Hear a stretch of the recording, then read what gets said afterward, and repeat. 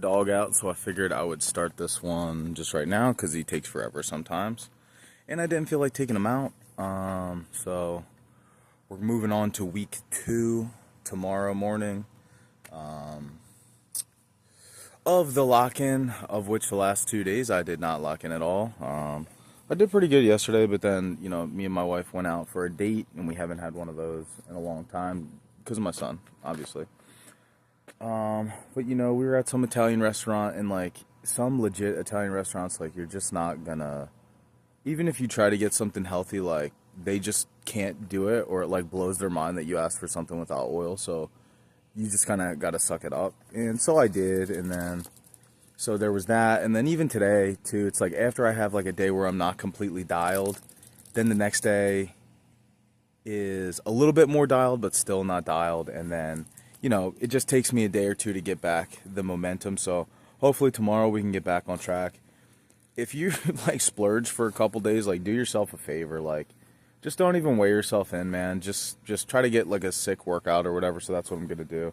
I'll weigh myself in again on Tuesday, but tomorrow will represent day 8 of this lock-in again, trying to get in pretty good shape for March 15th. That's my next wrestling match.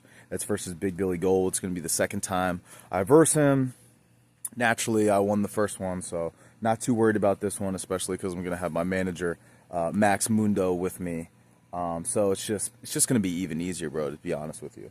But tomorrow I got quads, my hip, a little update on the hip. The hip is feeling like a little bit better. I don't know why.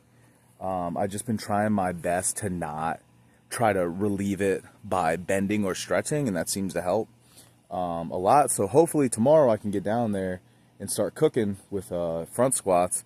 And then I've been having the itch, the masculine urge to do Zercher squats again, because those are one of my favorite variations. Haven't done it in quite a while because I was pretty focused on back squatting. So yeah, try to hit up some Zerkers, and yeah, check in with you tomorrow. Later. Okay. So it's the next morning, and I actually had it wrong. So I actually got shoulders today and calves. I forgot that I set it up like that. So day 1, Monday, shoulders and calves. Day 2, quads. Day 3, back. Day 4, chest. Day 5, deadlift and hams. And day 6 is arms with Sunday off. So yeah, we're going to do shoulders today. Haven't even had a chance to take a look at what the program calls for. I know I'm going to start with the spud strap swing overhead press, which is probably going to be really challenging. My hip feels pretty good. Something I just want to touch on very briefly. Every once in a while, I'll title my videos Part X, or you'll see Part X in my videos, like as captions or just as text on the screen. Part X and Mr. Ugly. And Part X is from a documentary I watched a long time ago with Jonah Hill and his therapist. And the therapist describes Part X as that thing that just kind of tries to creep in and just wreck your life. It's the alternate force that's going against the thing that you're trying to do. Same thing with Mr. Ugly. It's just a different name I have.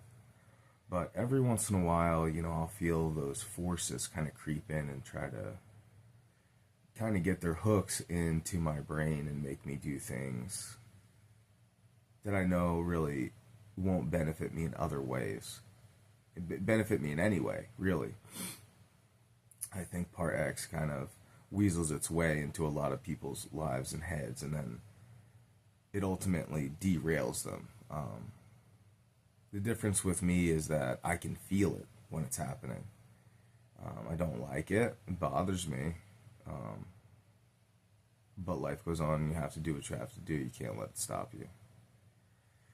So, yeah, let's get into this shoulders. Went pretty good. I'm going to get into our working sets now. We got 140 for 5, 155 for 3, and then 175 for 1 Plus. The thing about the straps is it's real easy to misgroove, so you kind of really got to lock in the form. I've hit as high as, I want to say like 205 or 210 with the straps. I really think I could hit 225 on a straight bar. I just can't do it in here. One day I'll go to a gym and test it out. But anyway, let's get into these work sets, baby.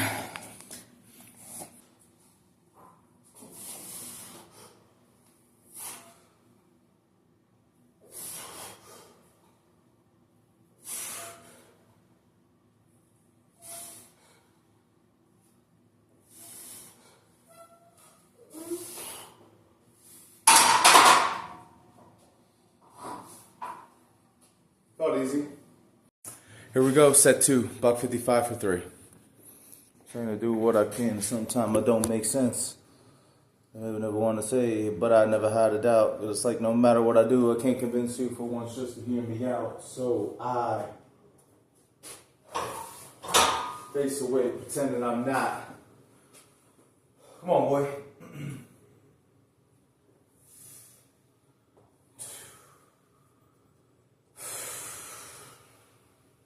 Come on.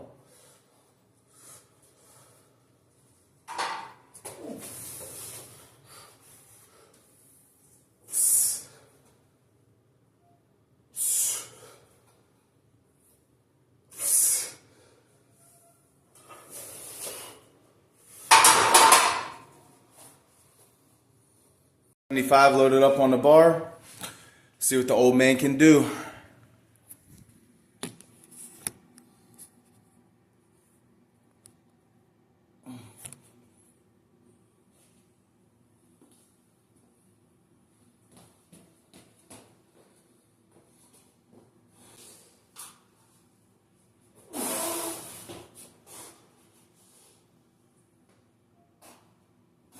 There we go.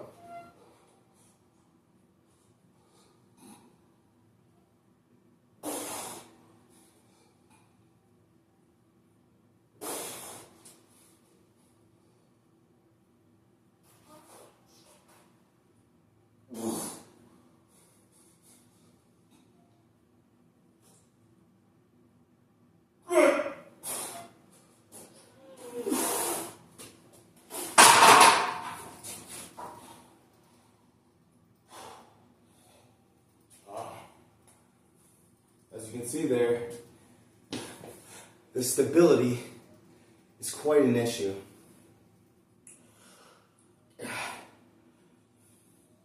I think if I had straight bar, I'd probably do that for 10. But it's just, you move a millimeter out of that plane and the straps start going and you just can't, the stabilization is just too hard. Whatever, I'll take it.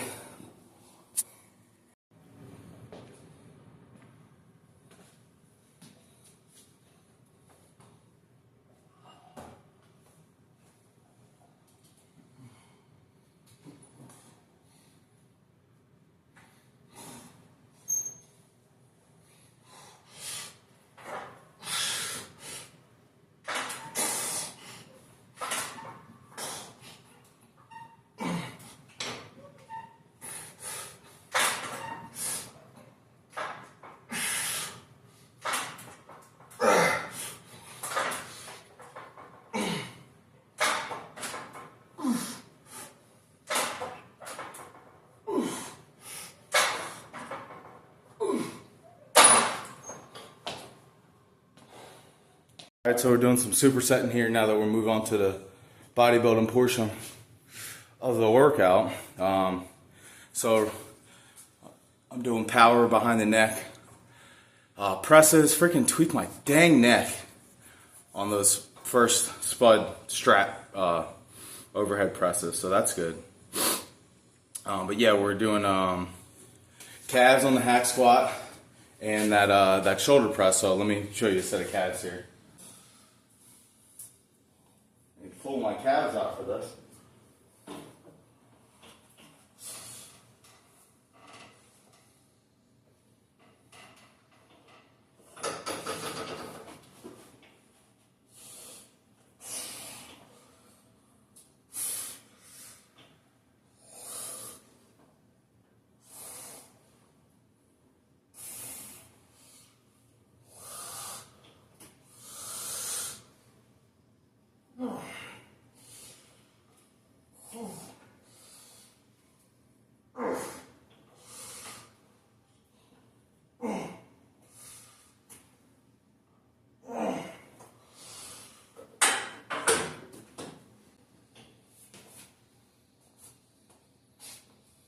right along.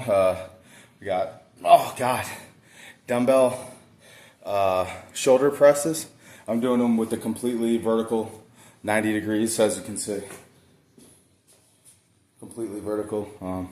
You can decline it a little bit, but I just like doing it like that. I plan on going heavier, but this is giving me such a crazy pump in my shoulders, like painful almost, that I'm just gonna stick with the 52. So I got 3 sets of 12, 10 to 12 trying. All right, let's do a set.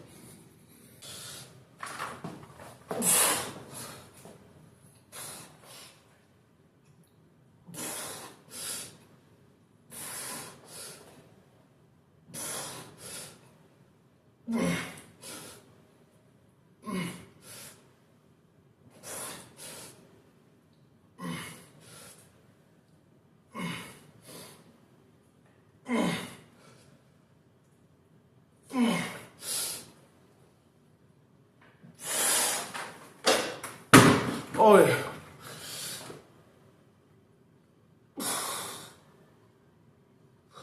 Jesus Christ. Oh man, my shoulders are pumped.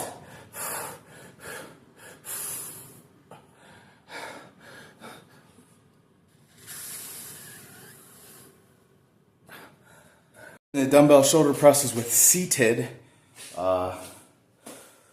calf raises. So let me show you a set of those.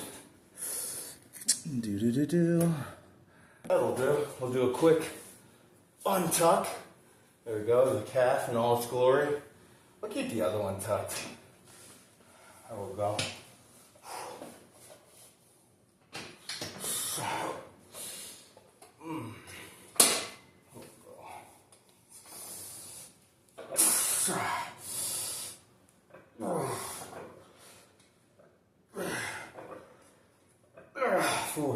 On exercises like this, my limbs, I really like to squeeze, especially on calves.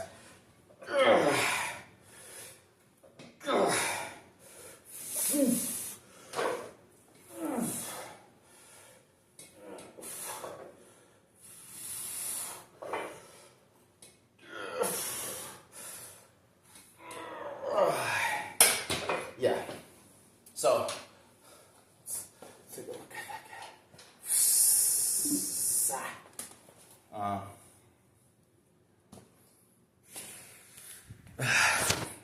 For most hypertrophic exercises that I'm using for that purpose specifically, and not using to get, I mean, by default you'll get stronger over time, I guess, to a point.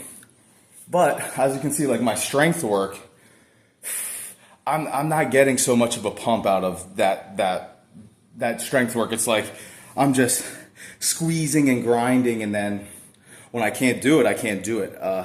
There's not really a mind-muscle connection there. For my other exercises though, when I'm doing bodybuilding style stuff, the weight for me, it can't be so high that I can't get that mind-muscle connection. If that's gone, it's just not the same to me. Now, will that work just as well? I don't know, but I'm telling you what I like. I like when I can feel the muscle, or feel the weight, contract the muscle that I want to contract. And I just try to use a weight for that that's manageable, okay? So like, you're not gonna be able to lift super heavy weight for a set of 10 to 12, or 10 to 15, or 20. You know what I mean? You could lift something real heavy for 1 to 5, sure. But what's the muscle connection there? It's like, for me, it's very minimal. You know what I mean? Like if I did a 550 deadlift versus 225 for a set of 15 or 20, yeah, I'm gonna be gassed and feeling it like crazy, you know, after that set. The 550 for a single, I'm not gonna feel anything really. I'm just gonna be trying to focus on my form and really grinding. So that's just something to keep in mind. You don't have to really go too heavy. You have to go heavy enough, right? That's the point, heavy enough. So, all right, let's move on. Next exercise we got is the machine side raises. This machine is very difficult. I mean, only 10 pounds per side, but this is super challenging. I probably end up rest pausing this, but let's get into it.